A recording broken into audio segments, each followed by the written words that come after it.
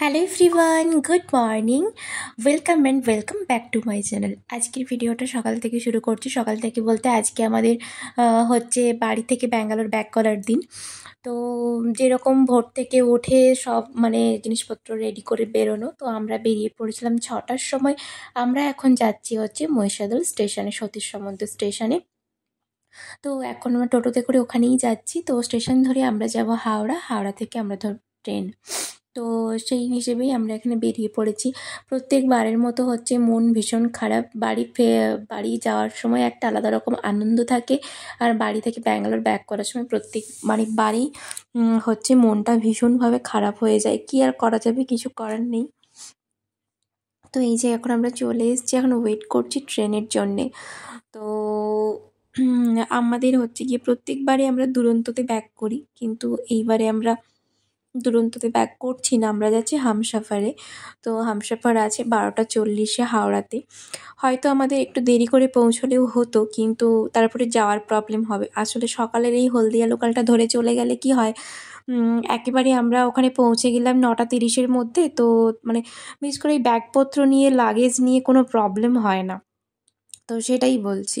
তো এখন আমরা চলে এসেছি হাওড়াতে 9টা 30-এর যেরকমই পৌঁছায় অ্যাজ ইউজুয়াল। তো টাইমে আমরা পৌঁছে গিয়েছি।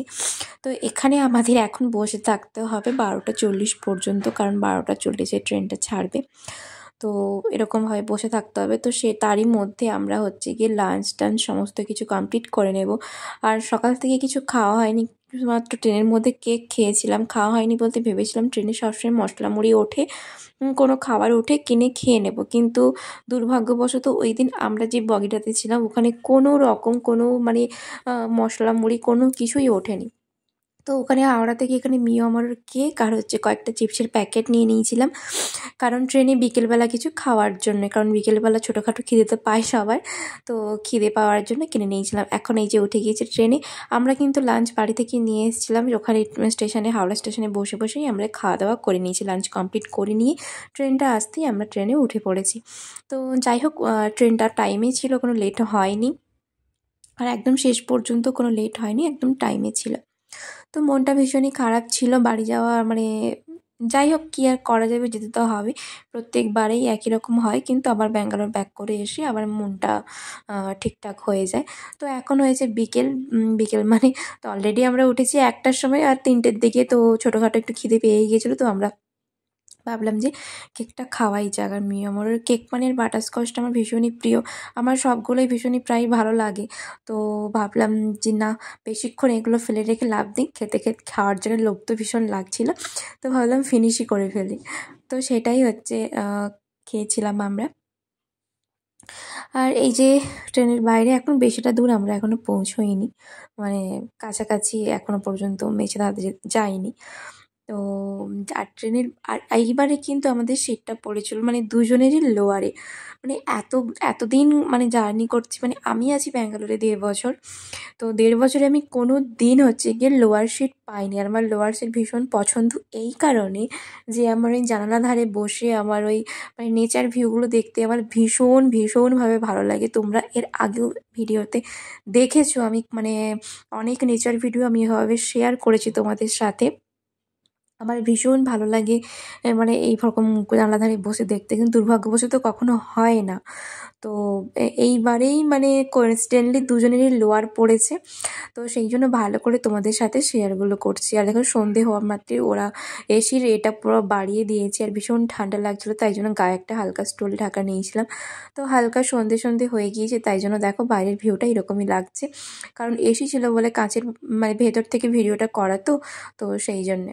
তারপরে এখন হয়েছে এটা পরের দিন সকালবেলা। আর যে এই যে আমি লোয়ারে সিট পেয়েছি বলে, জানলা ধারে বসতে পেয়েছি বলে বাইরের ভিউগুলো এত সুন্দর ভিডিও করতে পারছি। তো যাই হোক, আর এটা ছিল সন্ধেবেলার ভিডিও। তো লাইটিংটা দেখতে ভীষণ ভালো লেগেছিলো, কিন্তু ক্যামেরাতে অতটা ভালো আসেনি। তো এটা পরের দিন সকালবেলা হচ্ছে আমরা হচ্ছে বাড়ি থেকে মুড়ি আর চানাচুর নিয়ে এসেছিলাম। তো সেটাই মেখে চা দিয়ে খাচ্ছি। অনেকেই বলতে পারো কোনো স্টেটাস নেই, মুড়ি চানাচুর কে খায়। আরে ভাই, ট্রেনে হচ্ছে গিয়ে আর কি, ট্রেনের খাওয়ার থেকে বাড়ির থেকে যদি জল ভেজানো মুড়ি খেয়ে থাকো, সেটাও অনেক ভালো শরীরের জন্য, আর সেটাও অনেক হেলদি। আমি তো এটাই বলবো, বাকি কে কী বললো না বললো আমার জানার দরকার নেই। তো আমরা ওটাই খেয়েছিলাম, আমাদের ভালো লেগেছিলো। দেন হচ্ছে গিয়ে দুপুরের লাঞ্চটা আমি তোমাদেরকে দেখাবো কেমন ছিল, একদম বাজে ছিল। আর আমি সাথে সবসময় একটা এই ছোটো হচ্ছে গিয়ে হ্যান্ড ওয়াশ ক্যারি করি, তোমাদেরকেও বলবো যারা জার্নি করো সবসময় হ্যান্ড ওয়াশ হাতে ক্যারি করবে সাথে করে। তো এই দেখো আমরা নিয়েছিলাম ডিম, কারণ সবজি খারাপ পড়ে, চিকেন খারাপ পড়ে, কারণ ডিমটা সবসময় খারাপ পড়ে না। কারণ ডিমে হচ্ছে ওরা 1 প্লেট মানে খাওয়ার নিলে 2টো ডিমই দেয়। আর ট্রেনের খাবার তো বেশি খেতে পারা যায় না, মানে ভালো লাগে না, তাই জন্য 1 প্লেট নিলে আর এক্সট্রা ভাত দেয়, 1 প্লেট নিলে দুজনে মোটামুটি খাওয়া যায়। তো এখানে ছিল সয়াবিনের তরকারি আর ডিমের ঝোল, ওরা 2টো করে ডিম দেয়। সয়াবিনের তরকারি এটা বলবো না, মানে এটাকে বলবো আলুরই তরকারি, তার মধ্যে 1টা 2টো সয়াবিন ছিল। আর ডিমের মানে শুধু ডিমটাই আমরা তুলে খেয়েছি, বাদ বাকি ঝোলটা মনে হচ্ছিল কালকের রান্না করা। তো রীতিমতো যারা খাবার দিয়েছিল তাদের সাথে আমি রীতিমতো ঝগড়া শুরু করে দিয়েছিলাম যে এরকম এরকম ব্যাপার। খাওয়ার মানে আমরা প্রত্যেকবারে ট্রেনে কখনো সবজি ভাত নিই না, সবসময় ডিম ভাতটাই নিই। আর যেখানে মানে ওটা মোটামুটি ভালো থাকে, কিন্তু হামসাফারে দেখলাম যে ডিম ভাতটাও একেবারে মানে খারাপ দিয়েছে। তো যাই হোক, কিছু করার নেই, এখন খেতে তো হবে। মানে আগের দিনের খাবার আমরা নিয়ে চলে এসেছিলাম, খাওয়া হয়ে গেছে দুপুরের, রাতের, আর পরের দিন সকালেও মুড়িটা খাওয়া হয়ে গেছে, কিন্তু তারপরের দিন দুপুরবেলা তো কিছু তো অ্যাটলিস্ট খেতে হবে। তো যার জন্য একটা বেলা অ্যাটলিস্ট আমাদেরকে খাওয়াটা ট্রেন থেকে নিতেই হয় প্রত্যেকবারে। তো খাওয়া দাওয়া করার পর তারপরে এই যে এখন বসে আছি, বসে বসে কী আর করবো, বাইরের ভিডিও মানে ভিউ দেখা ছাড়া আর কিছু করার নেই। তো আমি এটা হচ্ছে জুম করে সামনের যে মানে এটা আছে ওখান থেকে আমি জুম করে করে ভিডিওটা করছিলাম। যাই হোক, আর এই দেখো, আর এই যে এখানে বাঁকের কাছে এই যে এটা আমাদের ট্রেনের পেছনটা দেখা যাচ্ছে, এই ভিউগুলো দেখতেও কিন্তু অসাধারণ লাগে।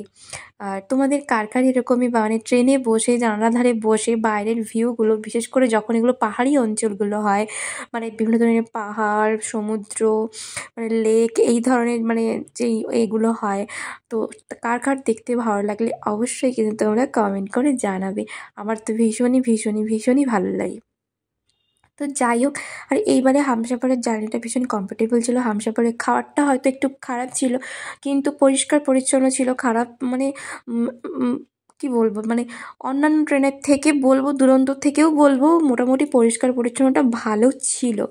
মানে এই একদম বাড়ির মতো তো বলবো না, যে বলবো মানে অন্যান্য ট্রেনের কম্পেয়ার টু ভালো ছিল। তো আমার পছন্দ হয়েছিল, একটুখানি কমফোর্টেবল জার্নিতে ছিলাম।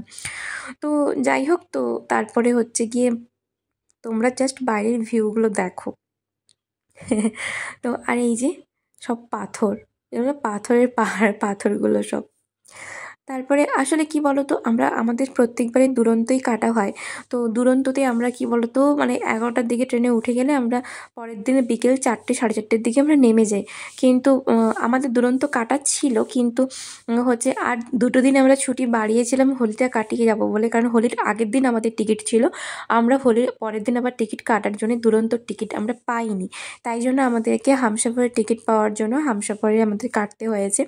তাই জন্য ওটা 12টা 40, মানে আমরা প্রায় নামবো হচ্ছে গিয়ে সন্ধ্যে 7টার সময় আমরা হচ্ছে গিয়ে এসএমবিটিতে নামবো ব্যাঙ্গালোরে। তো যাই হোক, নাহলে হয়তো আর কিছুটা আগে পৌঁছে যেতাম, বা দুরন্ত অনেকটা স্পিডে যায়, তোমরা সবাই জানো। তো সেইভাবে, তো যাই হোক, এখন হচ্ছে গিয়ে নেমে গিয়েছি আমরা স্টেশনে। তো এসএমবিটিতে নামার কথা ছিল, কিন্তু ট্রেনটা হচ্ছে গিয়ে কেয়ারপুরমে নেমে মানে দাঁড়িয়েছিল বলে আমরা ওখানে কেয়ারপুরমেই নেমে গিয়েছি, কারণ কেয়ারপুরম থেকে ক্যাব পাওয়াটা খুবই ইজি। কিন্তু এসএমবিটিতে নেমে ক্যাব পেতে পেতেই ওখানেই 1 ঘন্টা সময় চলে যাওয়ার ভীষণ বিরক্তিকর ব্যাপার।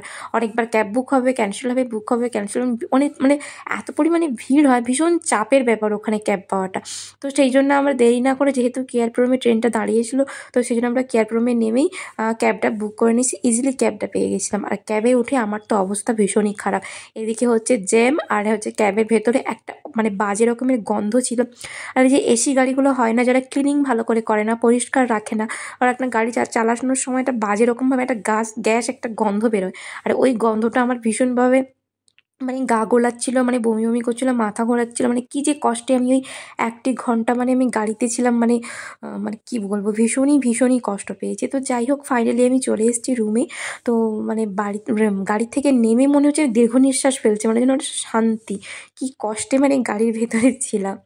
তো যাই হোক, আজকের ব্লগটা আমি এখানেই শেষ করব। এই ছিল আমাদের ব্যাঙ্গালোর ব্যাক করার জার্নি।